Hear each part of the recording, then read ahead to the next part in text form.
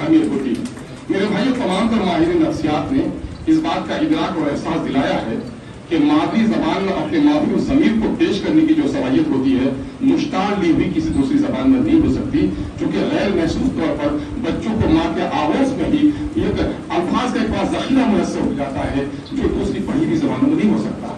ایک زمانے میں ماں کے دودھ کے بجائے ڈبے کی دودھ پلانے کا چلن بڑا تھا، لیکن WHO کو بڑی کوشش کرنی پڑی، کروڑوں روپے خرچ کرنے پڑے کہ ماں کا دودھ ہی بہترین غذا بچوں کے لیے ہے۔ میں سمجھتا ہوں کہ آج اردو آبادی کی ایک بہت بڑی وجہ یہ ہے کہ اردو آبادی بنیادی تعلیم مادری زبان میں حاصل نہ کرنے کی وجہ سے اردو کے وہ انگریزی کے پروفیسر بن جائیں لیکن وہ مقام حاصل نہیں کر سکے جو مقام ان کو حاصل کرنا چاہیے۔ ممکن ہے یہ میرا ذاتی معاملہ ہو، گستاخی معاف کیجیے گا مجھے۔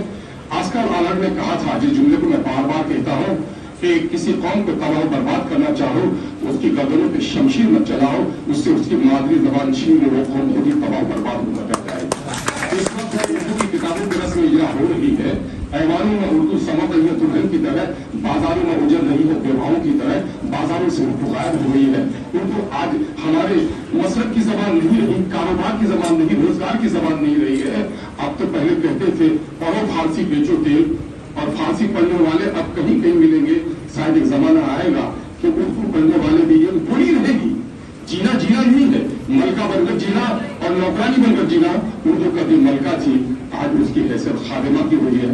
اردو کو بچائیے، میں کہتا ہوں اردو ہندوستان کی گنگ و جمن کی شان ہے، اردو ہندو مسلم سکھ عیسائی سب کی پہچان ہے، لیکن اس بات کو ماننے میں ہم کو کوئی تدارک نہیں ہونی چاہیے کہ اردو آج ایک خاص مخصوص آبادی کی اردو زبان ہو کر رہ گئی ہے۔ اردو آج حکومت کی شرارت سے زیادہ اردو آبادی کی غفلت سے دوچار ہے۔